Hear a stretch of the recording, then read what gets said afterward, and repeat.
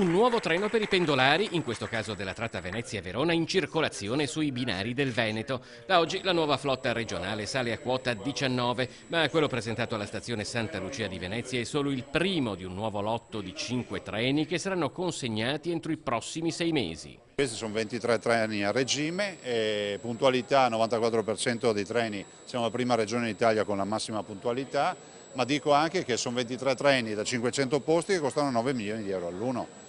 E io ricordo nel 2010 quando sono arrivato sembrava il sovraffollamento dei treni vecchi, della sporcizia. Oggi queste sono le risposte che noi diamo. Rispetto ai vecchi convogli, questi appaiono senz'altro più comodi e con molti più servizi, dalle prese elettriche agli spazi per le biciclette, ma oltre che al comfort dei viaggiatori, nei nuovi vagoni ci si è voluti occupare anche di un altro genere di passeggeri, quelli coi quali non si vorrebbe mai avere a che fare. Balordi che non vogliono pagare il biglietto e addirittura vorrebbero anche fare i padroni di casa. E ci sono le telecamere a questo giro, quindi avvisati tutti, ci sono le telecamere.